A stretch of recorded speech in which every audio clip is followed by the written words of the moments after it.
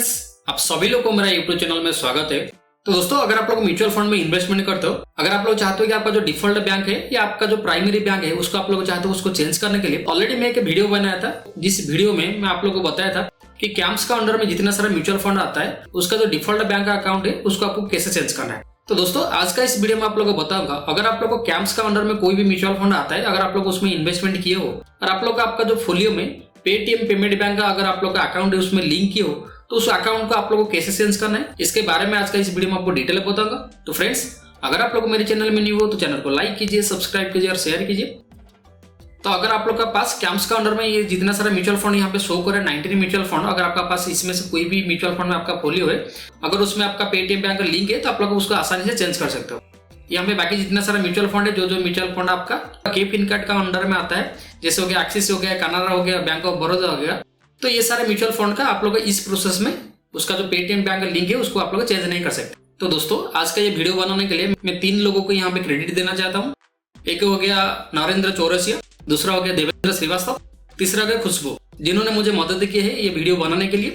तो ये जो तीनों लोग है, मैं मेरा साइड से उनको धन्यवाद देना चाहता हूँ। तो सबसे पहले आपको क्या करना है, कोई भी एक ब्राउजर आप लोग खोल लीजिए, उस ब्राउजर में आप लोग यहाँ पे सर्च कर लीजिए कैम्प्स, CMS, जो यहाँ पे मैं सर्च किया या कंप्यूटर एज मैनेजमेंट सर्विसेज, उसका ऊपर आप लोग यहाँ पे क्लिक कर दीजिए। क्लिक करने के बाद जो पहला वाला वेबसाइट है campsonline.com है, उसका ऊपर आप लोग यहाँ पे क्लिक कर दीजिए। क्लिक करने के बाद में आप लोग यहाँ पे देख सकते हैं कि MFA इन्वेस्टर्स है, उसका ऊपर क्लिक कीजिए। उसके बाद आप लोग नीचे आ जाए, how can you help you है यहाँ पे है।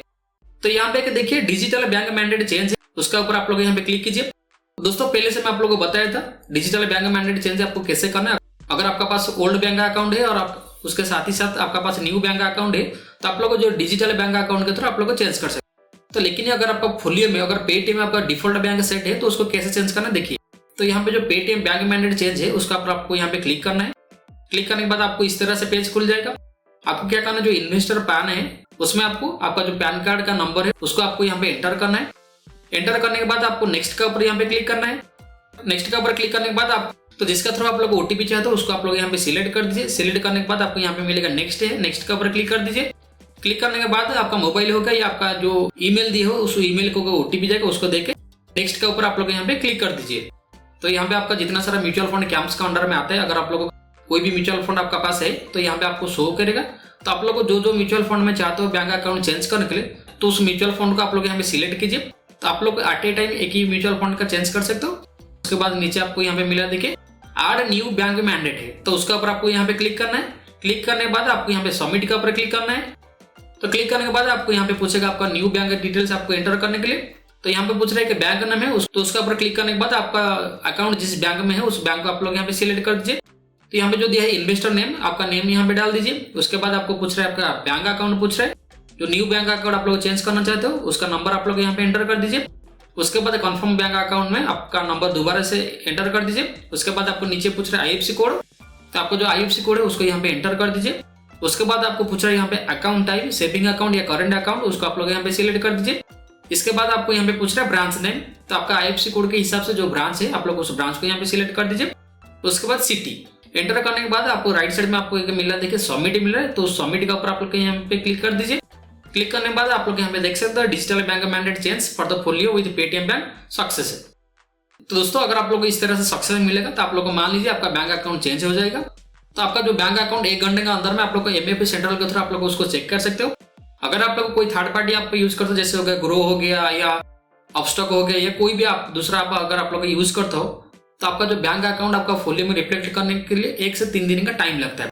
तो ये चीजें आप लोग को ध्यान रखिए। तो दोस्तों, ये सक्सेस आने के बाद तो कुछ लोग यहाँ पे बोलते हैं भाई हम लोग जो बैंक मैंडेट चेंज किए हैं, हमको यहाँ पे पहले आता है फेल्योर आता है, मेल आता है, उसके बाद सक्सेस आता है, इस तरह से आता है। तो आप लोग टेंशन मत लीजिए, एक बार आपका यहाँ पे सक्सेस आ गया मतलब आपका बैंक अकाउंट चेंज हो जाएगा। तो अगर आप लोग MFA सेंट्रल में चेक करना चाहते हो आपका बैंक अकाउंट चेंज हुआ है नहीं हुआ है, मैं आपको बताता हूँ आपको कैसे चेंज करना है। तो आप लोग जो MFA सेंट्रल ऐप है उसमें आप लोग लॉगिन कर दीजिए। लॉगिन करने के बाद आप लोग यहाँ पे देख सकते हो सबमिट सर्विस रिक्वेस्ट, उसका ऊपर क्लिक कीजिए।